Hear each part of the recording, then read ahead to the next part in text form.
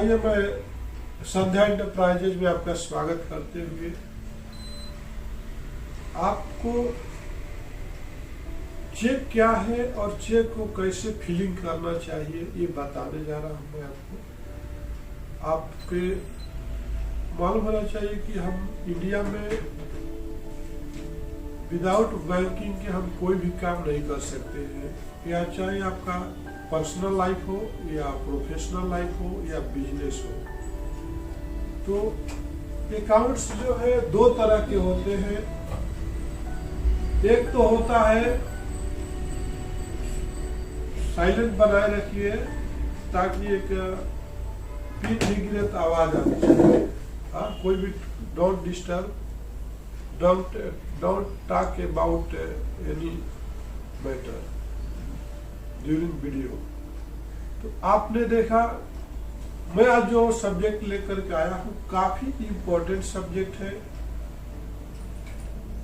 ये आपको काफी एक्सपीरियंस होना चाहिए। जिससे आप पर्सनल अपना सेविंग अकाउंट्स भी ओपन करते हो तो आपको चेक देता है बैंक वाला, और या करेंट अकाउंट्स भी ओपन करते हो तो चेक देता है बैंक वाला। तो चेक को कैसे फिल करना चाहिए, और जब चेक आप ड्रॉप करने जाते हो तो उसके साथ आपको जिस बैंक में आपका अकाउंट्स है उस बैंक को चेक मिलता है, उसके साथ एक स्लिप भरना पड़ता है। स्लिप भर के आपको सिग्नेचर करके देना होता है, तो आपको ट्रांजेक्शन इजी होता है। अब हम बात करेंगे कि चेक क्या है और चेक को कैसे फिलिंग किया जाना चाहिए। अभी हम देख पा रहे हैं कि ये आपके सामने जो है फिगर जो है HDFC बैंक का चेक है। कोई भी बैंक का चेक रहने दीजिए, उसके नीचे बैंक का नाम रहेगा और वो किस ब्रांच से रिलेटेड है उसके छोटा छोटा जो आपको लिखा हुआ रहेगा। तो फर्स्ट स्टेप आता है कि आप कौन सा डेट में उस चेक को देना चाहते हो। तो आपको यहाँ पर डेट डाल देना चाहिए। जैसे आज फॉर एग्जाम्पल मान लीजिए कि आज का डेट है तो 7 है, तो आप ऐसा डाल सकते हैं कि 07। ओके, आप ऐसा डाल सकते हैं। जैसे आपका 7 है, यहाँ पर डालिए 07 05 2021, ऐसा आप फिल कर सकते हैं। ओके, अभी हम दूसरे स्टेप पर चलते हैं। तो यहाँ पर पे बोल के लिखा हुआ रहता है।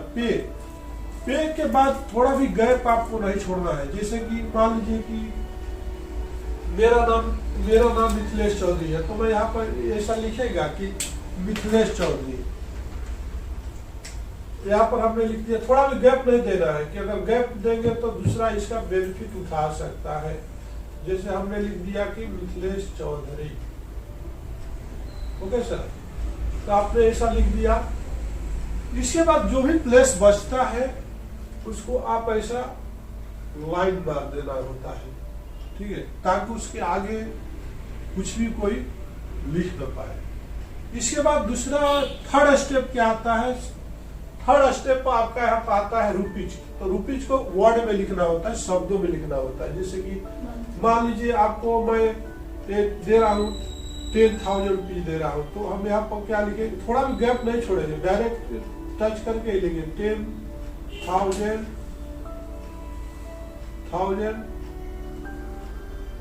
इसके आगे हमको ओनली लिखना होता है, कंपल्सरी ओनली लिखना चाहिए, ओनली 10,000 ओनली। और इसके आगे फिर हमको जो खाली जगह रहता है उसको इस लाइन खींच देना जरूरी होता है।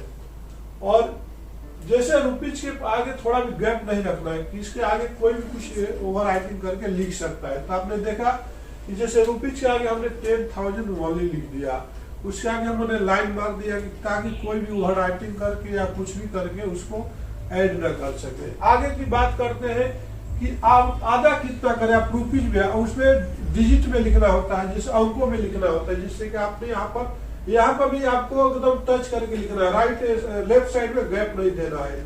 तो आपने देखा कि ये 10,000 हो गया।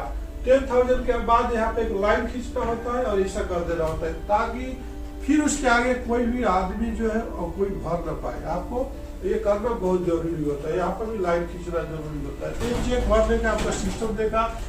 अब हम आगे चलते हैं। तो यहाँ पर आपका जो चेक आपका जो रहता है, आपका अकाउंट नंबर यहाँ पर लिखा हुआ रहता है, ये आपको भरने की जरूरत नहीं होती है। ऑलरेडी जो आपका उस बैंक में अकाउंट नंबर से जो चेक बुक इशू किया है आप रहता है।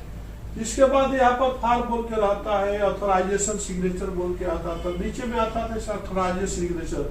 तो ऑथराइजेड सिग्नेचर के नीचे अगर आप इधर सिग्नेचर करते हो तो ये आपको मान्य नहीं होता है। आपको कभी भी सिग्नेचर करना होता है तो आपको सिग्नेचर जो फॉर्म बोल के है और जो ऑथराइजेशन सिग्नेचर है उसके बीच में ही आपको सिग्नेचर करना होता है। जैसा कि हमने ये आप देखा कि यहाँ पर हमने सिग्नेचर कर दिया, ये सिस्टम रहना चाहिए।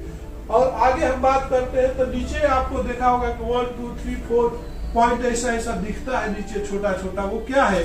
अगर हम चेक फिल करते हैं और उस स्लिप पे लिखते हैं तो हमको उस पर चेक नंबर लिखना जरूरी होता है। जैसे कि तो फर्स्ट जो 6 डिजिट आता है लेफ्ट साइड में, चेक का जो लेफ्ट साइड रहता है, जैसे आप देख पा रहे हो चेक का लेफ्ट साइड में जो है 6 डिजिट जो है आपका ये चेक नंबर आता है। तो उस चेक नंबर को आपको उसमें लिखना होता है कि अगर वो स्लिप के अंदर कि चेक नंबर क्या है।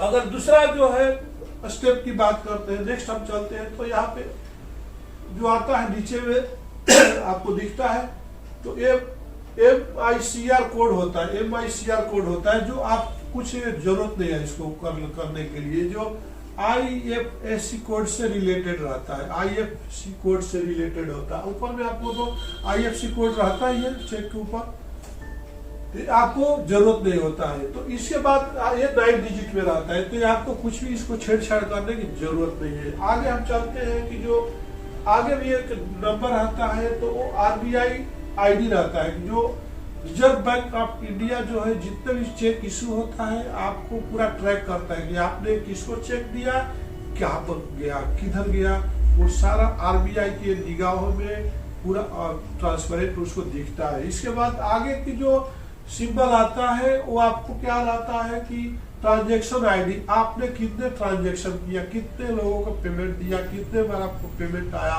तो ये सारे जो है ट्रांजैक्शन को रिकॉर्ड करता है। तो आपने देखा और समझ भी गया है कि चेक में मिस्टेक नहीं होना चाहिए। आगे हम बात करते हैं चेक के लेफ्ट साइड में कॉर्नर पर हम जाते हैं।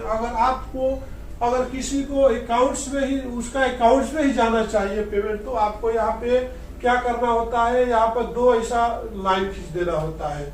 तो इसका मतलब यह होता है, क्रॉस लाइन खींचने का मतलब होता है कि जो भी बंदा उसमें डालेगा तो उसको अकाउंट्स पे ही जाएगा, पर्सनल नहीं निकाल सकता। अगर यहाँ पर आप लिख भी सकते AC पे लिख सकते हैं, और 2 लाइन खींचने का मतलब हो गया कि अकाउंट्स पे, अंडरस्टैंड?